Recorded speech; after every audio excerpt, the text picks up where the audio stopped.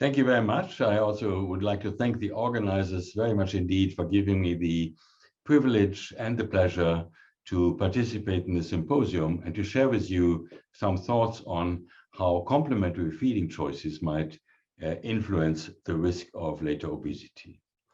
In terms of disclosures, I'm obviously grateful to Cátedra Ordesa at University of Granada for organizing this meeting, but I have no other conflict of interest in relation to the content of this presentation. We've known for more than a century that complementary feeds must be provided from the end of the first half year of life onwards, because exclusive milk feeding alone does not suffice anymore.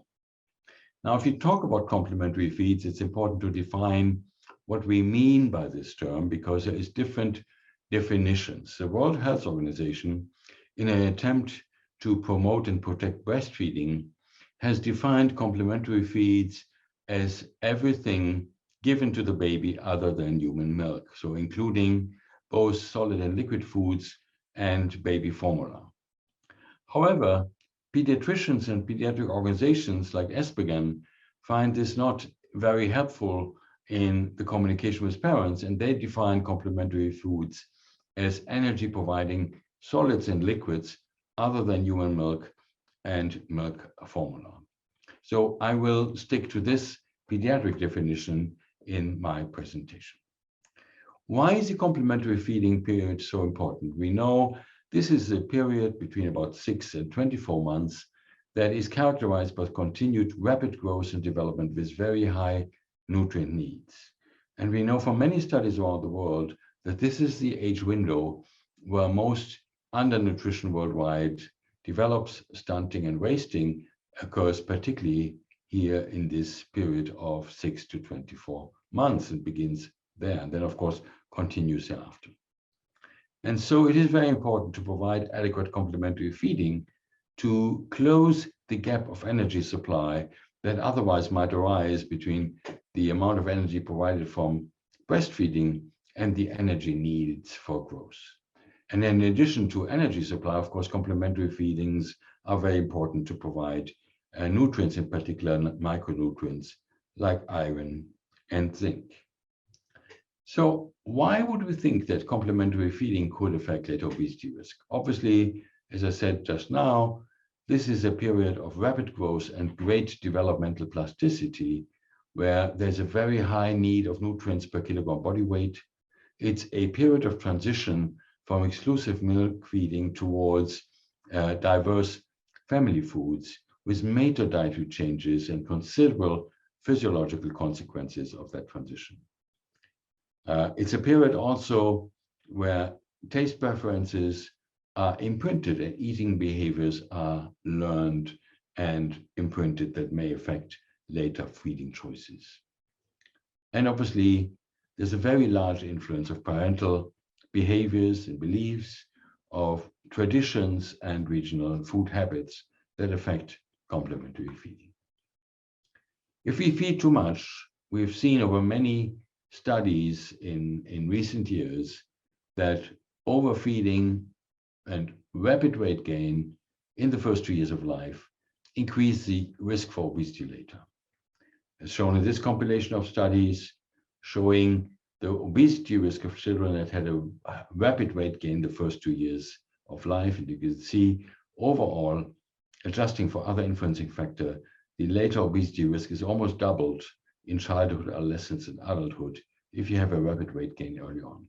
The same is shown in this large study with about 50,000 children followed prospectively.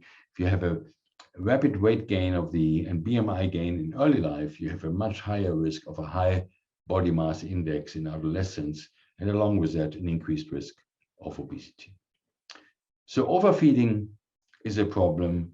We know that with a higher energy intake in infancy, here at 4 months, there's a higher likelihood of rapid weight gain and thereby increased obesity risk later. So if energy from solids are needed to close that energy gap shown to you before, would introducing solids increase the total energy intake? We've looked at this in more than 1,000 infants, in this case formula-fed infants, in the European Childhood Obesity Project trial, where we have detailed dietary records in the first year of life. And you see, compared to those children who have not received solids, those that receive solids, here between 4 and 6 months, for example, have about 50 to 100 kilocalories more energy intake. So yes, solids increase energy intake, but the effect size is not very, very huge. So would that then relate to the risk of obesity, to higher weight gain? Well, it doesn't really. This is the relationship between the time of introduction of complementary feeding and the standard deviation score of weight for age up to the age of 2 years. And yes, there is a slight difference between the different timings of introduction, but there's no consistent relationship between timing introduction and weight gain. So why is that? Because timing of introduction is also related to energy needs of the baby.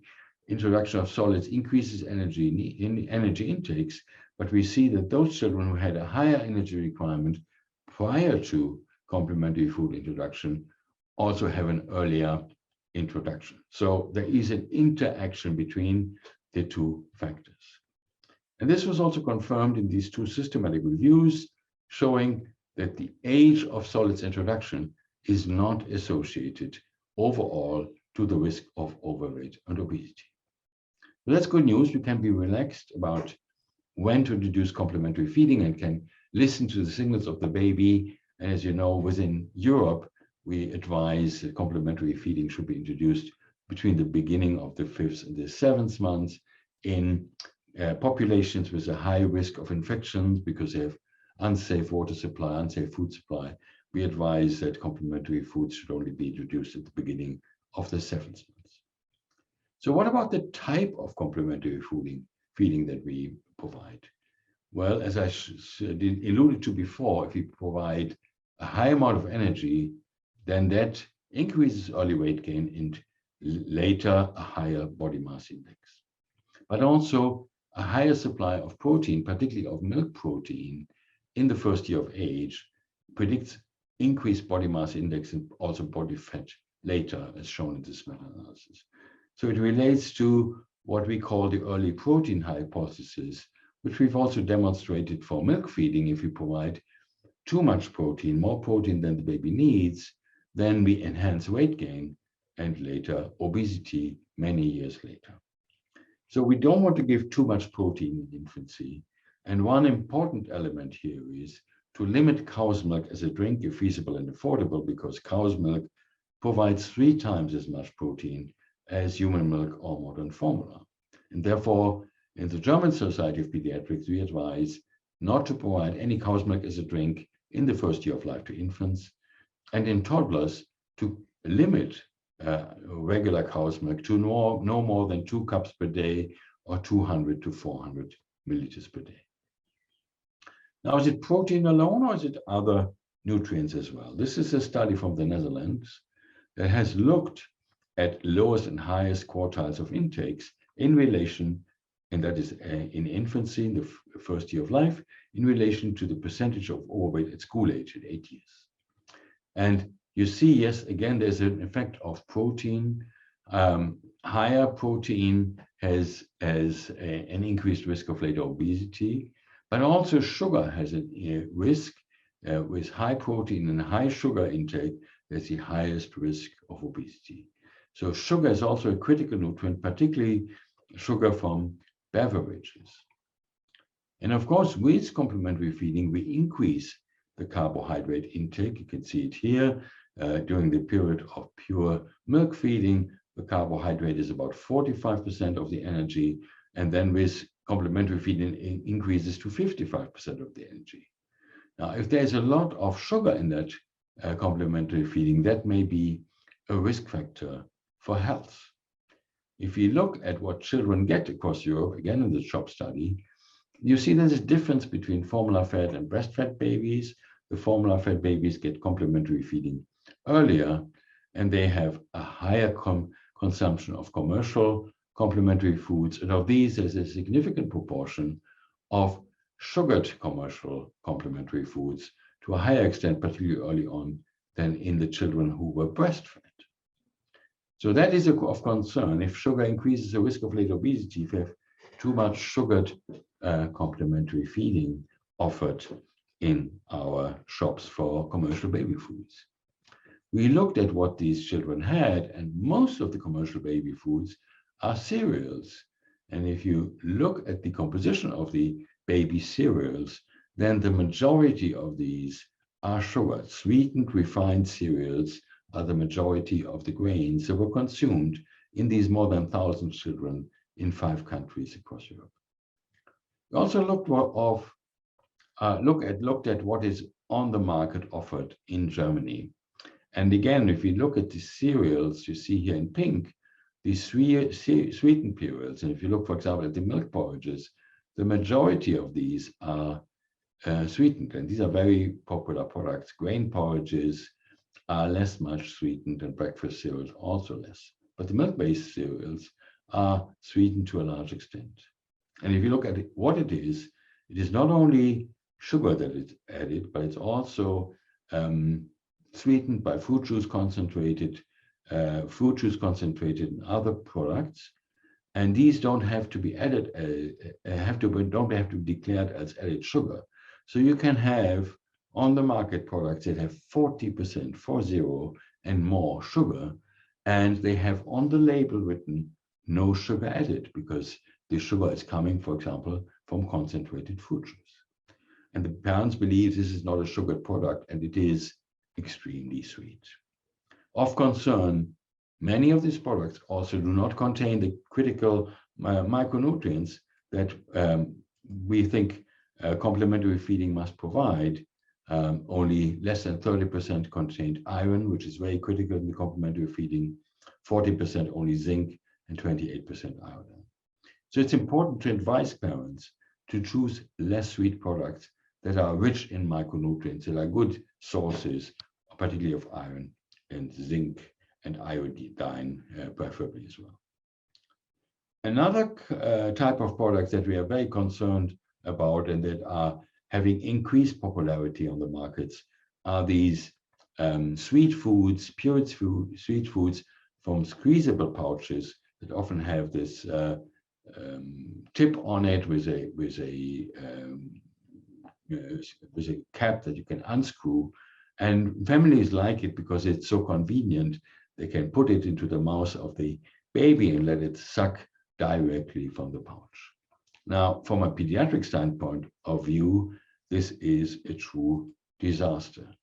If you look at the composition of these on the German market, they have often a very high energy density and extremely high sugar contents. Up to 90% of the energy of these products are coming from sugar of the products that are on the market in Germany. And of course, if we provide a product that is so high in sugar and that's continuously sucked out of the pouch, then this regular consumption bears the risk not only of an imbalanced nutrient provision with too much sugar and too little critical nutrients, but also of dental caries and of overweight. So the German Society of Pediatrics has issued a warning against the use of these products. It has said that infants and young children should experience a variety of foods and food textures, not only pureed foods, including pieces, to learn normal eating behavior, should be supported by responsive feeding. It should not be left to the baby to suck from the pouch by itself. Infant and young children should not suck pureed or liquid complementary foods from baby foods, but this should be offered from a spoon or should be fed as finger foods. And the German Society of Pediatrics has discouraged infant feeding from these food pouches. So lastly, let's go to taste. Studies like this one from Andrea Meyer have shown that variety of tastes actually increases the later acceptance of new foods. So that's a very important issue.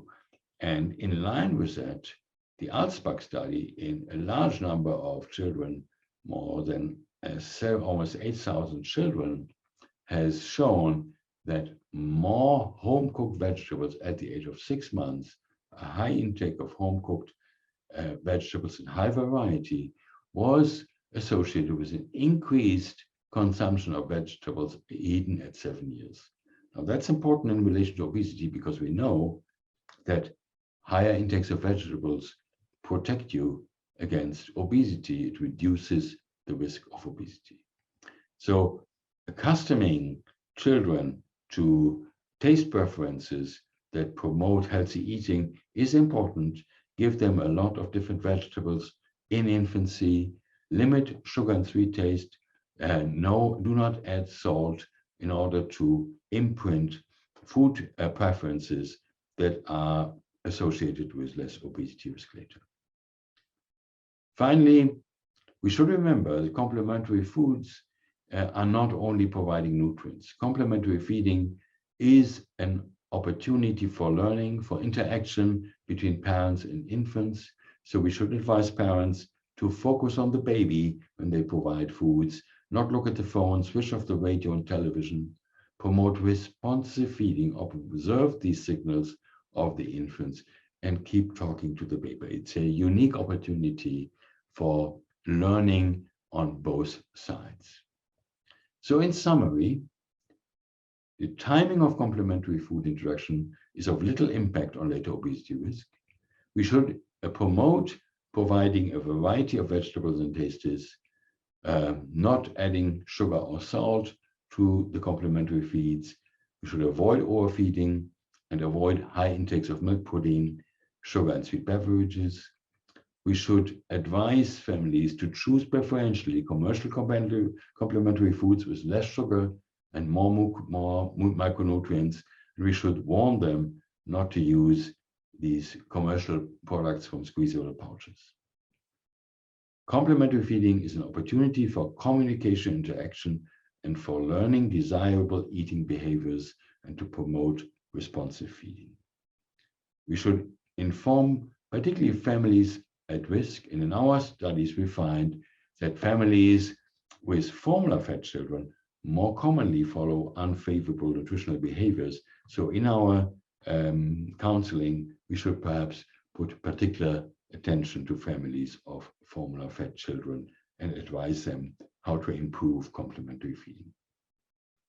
If you have more questions, you could go to early-nutrition.org, which is a barrier-free, cost-free e-learning portal for pediatricians and other healthcare professionals. And there we have a core module on complementary feeding where you can learn everything you wanted on complementary feeding. Again, it's free of charge. It provides you with European CME points, and it is very popular. We have more than 12,000 course participants now from all over the world, so it cannot be bad. Thank you very much indeed for your kind attention.